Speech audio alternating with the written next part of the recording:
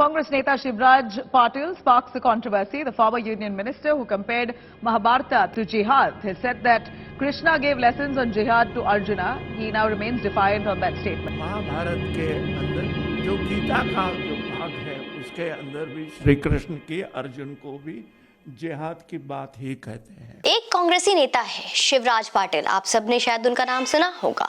2004 से 2008 तक केंद्र के गृह मंत्री रह चुके हैं। 1991 से लेकर 1996 तक लोकसभा के 10वें स्पीकर भी रह चुके हैं। 2010 से लेकर 2015 तक पंजाब के गवर्नर और चंडीगढ़ के प्रशासक भी रह चुके हैं। और यह सब मैं आपको इसलिए बता रही हूं ताकि आप यह समझ सके कि समझ का, बुद्धि का और नैतिकता का पद से कहीं दूर दूर तक कोई लेना देना नहीं है। नमस्ते हिंदुस्तान, कैसे हैं आप लोग? स्वागत है आपके अपने चैनल पे। दोस्तों, शिवराज पाटिल एक जगह बोलते बोलते ये बोल गए कि भागवत गीता भी जिहाद का संदेश देती है। बहुत लोगों का खून इतना ही सुनकर खौल गया होगा। यकीन मानिए, वीडियो को अंत तक देखना अब आपका कर्तव्य बन जाता है। यह कहना ऐसा ही कुछ है जैसे बॉलीवुड या भांडों ने अपनी फिल्मों में दिखाया है, जहां एक बूढ़ा मोमीम महजबी अपने टेररिस्ट बेटे को ये समझाता है कि जिहाद का मतलब लोगों को मारना नहीं बल्कि अपने अंदर के बुराई को मारना है। हमारे टीम ने भी थोड़ा जिहाद के मतलब पर रिसर्च किया, शोध किया कि आखिर ये जिहाद किस चिड़िया का नाम है। आप कमेंट बॉक्स में बताइएगा कि कितना सही रिसर्च किया है, ये आपको कहां तक समझ में आता है। जिहाद एक बहुत चर्चित शब्द है दोस्तों। इसका सामान्य अर्थ दीन यानी कि मजहब से इनकार करने वाले लोगों से लड़ना है। कुरान के अनुवादक मोहम्मद फारूक खान वो डॉक्टर मोहम्मद अहमद ने परिभाषिक शब्दावली में जिहाद को परिभाषित किया है।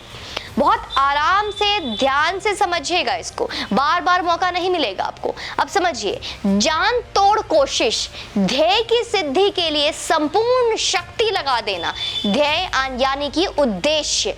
और मजहब का उद्देश्य क्या है, इसके बारे में बताना आवश्यक है।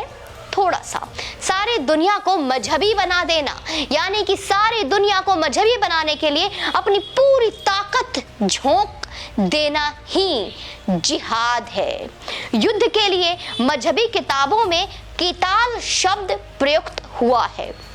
जिहाद का अर्थ किताल के अर्थ से कहीं अधिक विस्तृत है दोस्तों। यानी कि आप जो भी हिंसा और आतंकवाद देख रहे हैं वो जिहाद का बस एक छोटा सा हिस्सा है। जिहाद इससे ज्यादा बड़ा है और भयंकर खेल है। ये जो बॉलीवुड हमारे सनातन पर एक के बाद एक लगातार वार कर रहा है ना, वो भी जिहाद है। और हाँ, हमारी बहन बेटियों को प्यार के नाम पर लूटना भी उनका जिहाद ही है।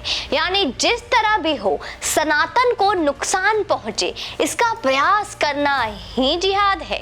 उसके लिए जान भी दिया जा सकता है, जान तो लेना आम बात है। जिहाद का मुख्य उद्देश्य है मजहब के रास्ते की रुकावटों को दूर करना, संसार को मजहब के अतिरिक्त दूसरों की दास्ता से छुटकारा दिलाना, मजहब के मानने में जो बाधाएं और रुकावटें खड़ी होती हैं उन सब को दूर करना, उन्हें ही दूर कर देना। अंतर्राष्ट्रीय स्तर पर जिहाद का अर्थ प्रायः युद्ध से लिया जाता है। इस्लामी विचारधारा जिहाद के लिए प्रेरित करती है। मजहब के लिए युद्ध करते मारे गए लोगों के लिए कुरान का संदेश है।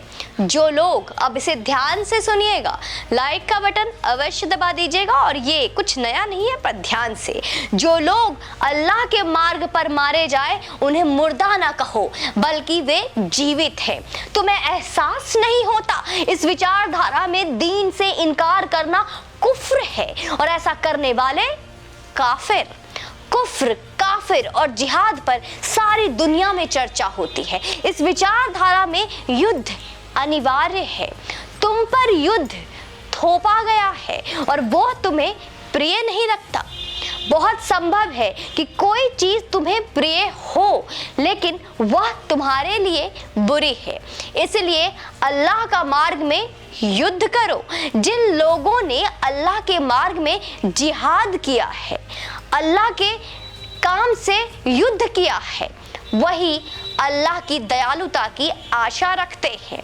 मजहबी राज्य की स्थापना फर्ज है। पतंजलि ने महाभाष्य में शब्द अनुशासन समझाया है कि एक ही शब्द वाक्य में भिन्न भिन्न स्थान पर बैठकर भिन्न अर्थ देता है। यास्क ने निरुक्त में सही अर्थ के लिए इतिहास, परंपरा व तर्क को अपनाने का सुझाव दिया है। बहुत ध्यान से एक एक शब्द को समझने की कोशिश करेंगे आप इससे। लेकिन दोस्तों, आपको पता होना चाहिए, कांग्रेस के वरिष्ठ नेता शिवराज पाटिल ने बिना किसी आधार के इस्लाम की बहुचर्चित धारणा जिहाद में हमारे गीता जी में भी होने का दावा किया है। उन्होंने कहा है कि जिहाद की अवधारणा न केवल इस्लाम में है बल्कि हमारे सनातनियों के भागवत गीता जी और ईसाइयत में भी थी। अब एक सीधा संदेश सुनो पाटिल, जानते हैं बूढ़े हो गए हो और कांग्रेसी भी तो तुम्हारे पास हिंदू संस्कृति के खिलाफ बोलने का लाइसेंस है, लेकिन गीता जी दर्शन ग्रंथ है। यह अर्जुन के प्रश्नों और कृष्ण के उत्तरों का ज्ञान संग्रह है। भारतीय ज्ञान परंपरा तर्क है और प्रश्नों के संपन्न है। गीता जी में मानने पर कोई जोर नहीं है। इसमें योग है, ज्ञान है, भक्ति है, सांख्य है, वेदांत है। अंत में स्वविवेक के अनुसार कर्म स्वतंत्र है। श्री कृष्ण ने अंत में कहा है, मैंने तुम्हें यह ज्ञान बताया है, इस पर पूरी तरह विचार करो, फिर जो इच्छा हो वो करो। दुनिया के किसी भी पंथ मजहब में ऐसा कर्म स्वतंत्र नहीं है। गीता जी अस्तित्व का अंत संगीत है।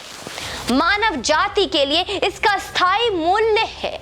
गीता जी ने सारी दुनिया को प्रभावित किया है। जर्मन धर्म के भाष्यकार J.W. होवर ने भी लिखा है, यह सब कालों, सब प्रकार के धार्मिक जीवन में प्रामाणिक है। और तुम बात करते हो, तुम्हें शायद ना पता हो इस उम्र में भी, तो बता देती हूँ, सारी दुनिया के विद्वान गीता जी से प्रेरित होते हैं। किसी भी विद्वान को गीता जी में आज तक जिहाद नहीं मिला, लेकिन पाटिल जी को हमारे भागवत गीता जी में जिहाद दिखाई पड़ता है। ऐसे ज्ञान को क्या कहा जाए, शरारत या एक चंद सेक्युलर राजनीति में शीर्ष स्थान पाने की महत्वाकांक्षा? इतिहासकार यदुनाथ सरकार ने लिखा है कि मुस्लिम शासक का सर्व प्रमुख कर्तव्य काफिरों के देशो दारुल हर्ब पर तब तक जिहाद करना है जब तक कि वे इस्लामी राज्य दारुल इस्लाम न बन जाए। और लेकिन दोस्तों, इस्लाम का राज स्वीकार ना कर ले, ये बहुत इंपॉर्टेंट है। दुनिया में राष्ट्रीयता और लोकतंत्र का विकास हो रहा है। इस्लाम और राष्ट्रीयता के रिश्तों पर मौलाना मौदूदी की राय है, वो भी सुनते जाइए, अकेले थोड़ी ना झेलेंगे हम, उनकी राय तो सुनिए। इस्लाम और राष्ट्रीयता विरोधी है। जैसे जहां राष्ट्रीयता है वहां इस्लाम का प्रभाव नहीं बढ़ सकता, और जहां इस्लाम है वहां राष्ट्रीयता के लिए कोई जगह नहीं है, ऐसा हम भी मानते हैं। भारतीय संविधान निर्माताओं ने संसदीय लोकतंत्र अपनाया है।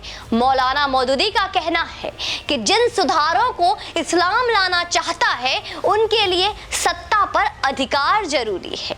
इसलिए दीन की स्थापना के मकसूद से शासन तंत्र पर अधिकार करने के लिए संघर्ष की न केवल अनुमति है बल्कि यह अनिवार्य भी है।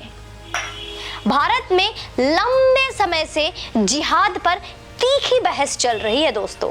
हर वक्त जिहाद जिहाद और जिहाद, कोई करता है और कोई कहता है तो भी गलत। पहले वे अपनी विचारधारा के अनुसार स्पष्टीकरण देते थे, अब उनके स्पष्टीकरण प्रभावी नहीं रहे, इसलिए वे अपनी धारणाओं को गवाही हिंदू विचारधारा से देते हैं।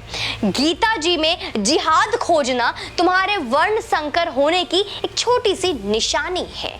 इस्लामी मान्यता के अनुसार कुरान की व्याख्या नहीं हो सकती। गीता के भाष्य और आलोचना पर रोक नहीं है दोस्तों। दुनिया के अनेक विद्वानों ने गीता जी ने के अपने अर्थ निकाले हैं। ये बहुत पहले की बात है और हमेशा हर कोई जानता है। शंकराचार्य का भाष्य मुक्ति संदेश देता है। तिलक के भाष्य गीता रहस्य में कर्मवाद है। भाष्यकार का काम शब्दार्थ को वर्तमान बनाना होता है। गीता जी के अधिकांश तत्व शाश्वत है। मार्क्सवादी विद्वान डी.डी. कोसंबी ने गीता जी को लोकप्रिय कृति बताया है। मार्क्सवादी चिंतक डॉक्टर रामविलास शर्मा ने लिखा है कि गीता की प्रतिध्वनियां यूरोप से दूर दूर तक सुनाई देती है। इतना ही नहीं दोस्तों, शायद आपने इनका नाम सुना हो, एडविन आर्नल्ड।